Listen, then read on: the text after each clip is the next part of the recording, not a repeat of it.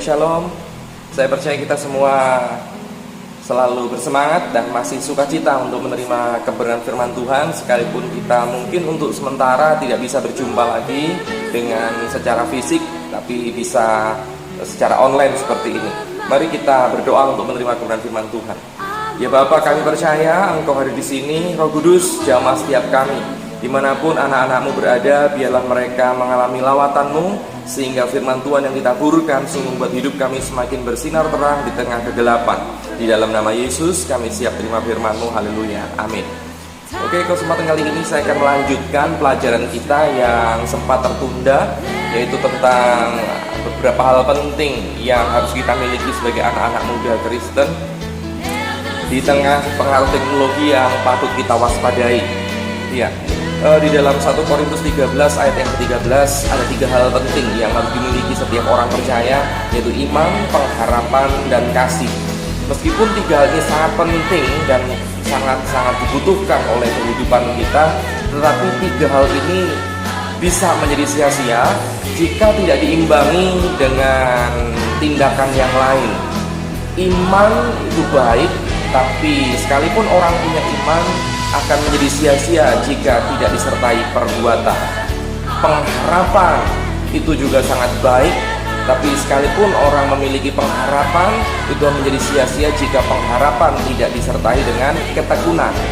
Dan yang paling besar, yang paling penting adalah kasih. Ya, kasih pun sangat baik dan ini yang terbaik. Dan kasih pun akan menjadi sia-sia kalau seandainya tidak disertai dengan pengorbanan. Kasih tanpa pengorbanan itu sia-sia. Yesus lebih dulu mengajarkannya pada kita semua, membuktikannya dengan mengorbankan dirinya, mati di atas kayu salib, sehingga dia tepat sekali kalau berkata, aku mengasihimu karena dia mengorbankan dirinya. Yohanes 15 ayat yang ke-13 dikatakan, tidak ada kasih yang lebih besar daripada kasih seorang yang memberikan nyawanya untuk sahabat-sahabatnya. Jadi Yesus ingin menyatakan, ingin mengingatkan kita semua bahwa kita bisa memberi tanpa mengasihi, tetapi kita tidak mungkin mengasihi tanpa memberi.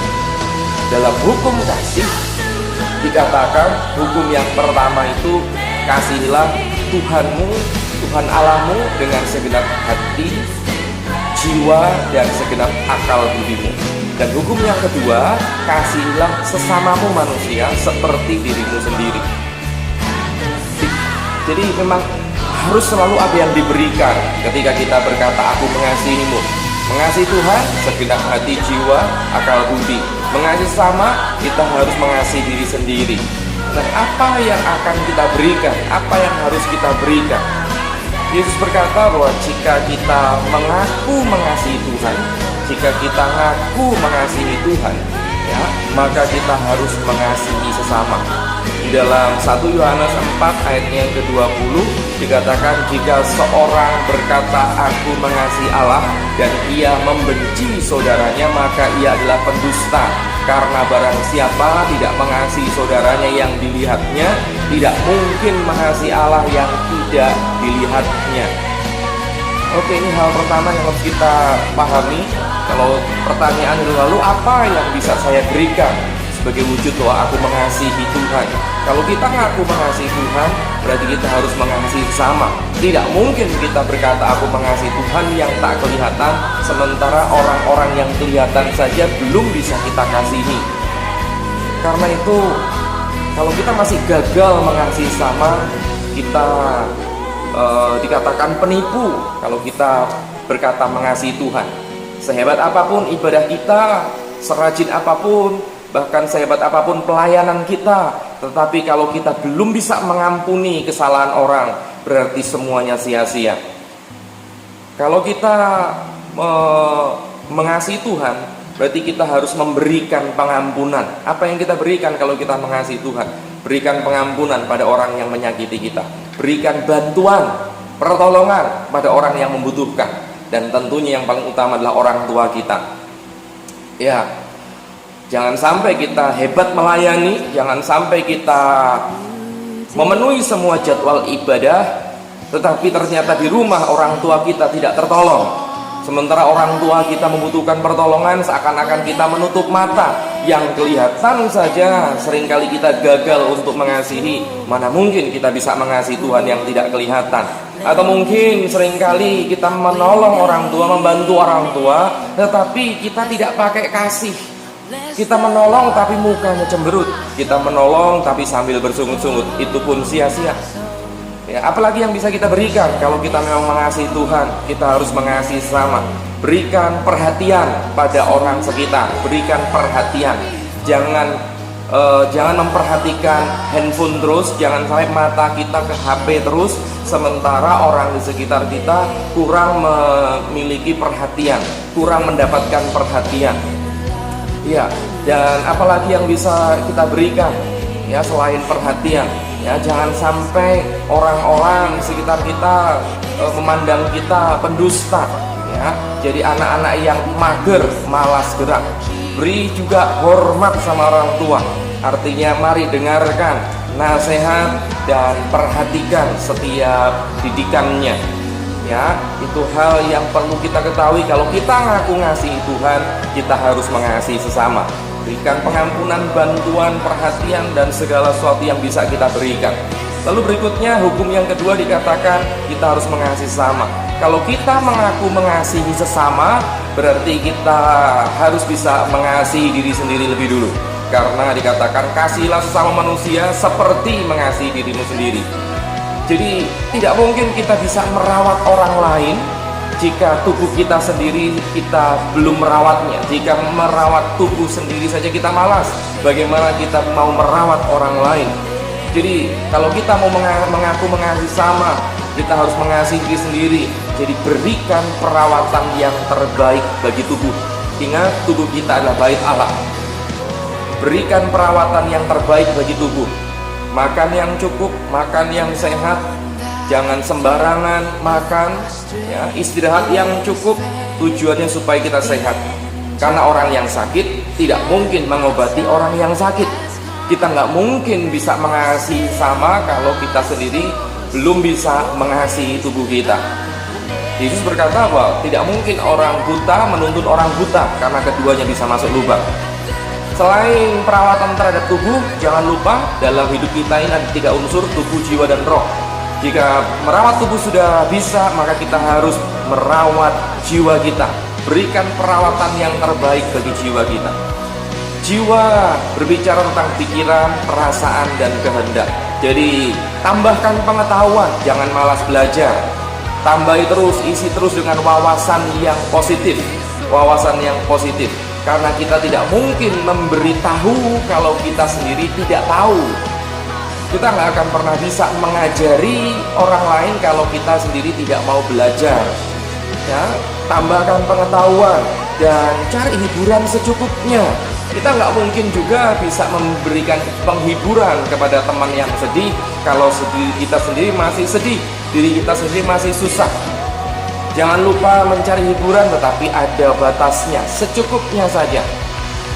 Cari hiburan secukupnya. Dan jangan lupa untuk merawat jiwa kita, tambahkan juga iman. Yaitu dengan apa? Lewat firman Tuhan. Kita tidak bisa menguatkan iman teman kita yang lemah kalau iman sendiri kita masih lemah. Kuatkan iman kita lebih dulu, baru kita bisa menguatkan iman teman kita yang sedang lemah, sedang goyah, sedang putus asa. Bahkan kita bisa memenangkan iman teman kita kalau iman kita kuat. Nah, kemudian apalagi setelah tubuh, jiwa, roh, berikan perawatan terbaik bagi roh kita. Dengan cara apa merawat roh? Bersekutu dengan Tuhan lewat doa, di dalam pujian penyembahan. Itulah cara merawat roh. Di dalam Efesus pasal yang ke-6 ayat yang ke-11 dan 12 mengatakan demikian, kenakanlah seluruh perlengkapan senjata Allah supaya kamu dapat bertahan melawan tipu muslihat iblis. Karena perjuangan kita bukan melawan darah dan daging, tapi melawan pemerintah-pemerintah, melawan penguasa-penguasa, melawan penghulu-penghulu dunia yang gelap ini, melawan roh-roh jahat di udara. Yang kita lawan roh, sesuatu yang tidak kelihatan, bukan darah dan daging, bukan manusia, bukan teman, bukan orang tua lawan kita. Lawan kita adalah roh jahat di udara. Bagaimana kita melawan roh? Berarti kita juga harus dengan roh. Kita nggak mungkin melawan roh dengan tubuh. Roh bisa dilawan dengan roh. Kalau roh kita kuat, kita bisa mengalahkan roh jahat. Tapi sebaliknya, jika roh kita lemah, kita pun akan dikalahkan. Dan apa konsekuensinya, apa resikonya kalau seandainya kita kalah perang? Perang dengan roh jahat, apa resikonya kalau kita kalah perang? Semua peperangan, siapa yang kalah akan menjadi jajahan, akan menjadi tawanan. Yang kalah akan dijajah, yang kalah akan ditawan. Kalau roh kita lemah, kita akan jadi tawanan roh jahat. Kita akan dikendalikan, pikiran kita, roh kita akan dikendalikan. Kita makin jahat, dan kita akan semakin jauh dari Tuhan. Tapi jika kita makin dekat dengan Tuhan, maka roh kita pun makin kuat. Kenapa? Karena yang Tuhan beri, kalau kita dekat dengan Tuhan, yang kita terima adalah roh dari Tuhan. Dan roh yang dari Tuhan itu bukan roh ketakutan. Di dalam 2 Timotius 1 ayat 7 mengatakan demikian, 2 Timotius 1 ayatnya yang ke-7, sebab Allah memberikan kepada kita bukan roh ketakutan, melainkan roh yang membangkitkan kekuatan, kasih dan ketertiban. Ingat baik-baik bahwa yang Tuhan berikan adalah kekuatan, kasih dan ketertiban. Roh yang terawat membuat kita makin kuat, artinya tidak mudah jatuh dalam pencobaan. Kita selalu menang meskipun iblis menawari kita untuk jauh dari Tuhan. Kita akan punya kasih dan hidup kita dalam hidup yang tertib. Tertib artinya taat mengikuti aturan. Tertib artinya tidak melanggar aturan dan hidup dalam tanggung jawab penuh. Itu namanya tertib. Kalau hari-hari ini kita diminta untuk tidak keluar rumah, lebih banyak di rumah, stay at home, dan kerjakan tugas-tugas dari sekolah, maka kalau kita memang memiliki roh yang terawat, maka kita menjadi anak yang mudah diatur, menjadi anak yang tidak suka memberontak. Kita akan memiliki hidup yang tertib. Jadi jika kita mengaku mengikut Kristus, iman, harap dan kasih akan menjadi sia-sia jika kita tidak memiliki pengorbanan. Berkorban berarti memberi, ada yang berkurang. Yang kita berikan tadi, ingat, semua sudah saya jelaskan. Dan Tuhan ingin mengingatkan kita bahwa memang adalah lebih bahagia memberi daripada menerima. Karena seandainya ada 10 orang berkumpul, semuanya ingin menerima, maka semuanya tidak ada yang mendapat. Tapi ketika semua 10 orang berkumpul, semua tangan memberi, maka semuanya dapat. Bagaimana kita bisa berdoa bagi orang lain jika kita sendiri belum punya waktu berdoa, belum punya jam doa dengan Tuhan? Inilah saatnya kita berdoa saat ini. Kalau kita memang mengasihi Tuhan, kita harus mengasihi sesama. Kalau kita mengasihi sama, kita harus bisa mengasihi diri sendiri. Kita baru bisa mengasihi Tuhan dan sesama jika kita sudah membangun roh kita. Kita membangun tubuh kita, jiwa kita dengan baik. Mari kita praktek untuk mengasihi Tuhan, yaitu dengan berdoa untuk Indonesia, para pemimpinnya, para medis dan orang-orang yang sedang berperang melawan virus corona. Puji Tuhan, Tuhan memberkati. Mari kita berdoa. Ya Bapa, firman-Mu telah kami dengarkan dan kami saat ini berdoa, berkati Indonesia, berkati para pemimpinnya dan semua dokter, perawat yang berjuang untuk menangani pasien yang terdampak virus corona dan orang-orang yang sedang bertahan untuk terhindar dari virus. Biarlah Tuhan jagai, Tuhan berkati mereka semua, berikan kami Tuhan kekuatan yang bertambah untuk iman kami, sehingga kami tidak diikat dengan ketakutan. Kami percaya Tuhan akan memulihkan, Tuhan akan bebaskan kami dan mengembalikan kami seperti sedia kala. Kami bisa melewati semua masa-masa ini dengan penuh kemenangan. Di dalam nama Yesus kami berdoa mengucap syukur. Haleluya. Amin. Tuhan memberkati.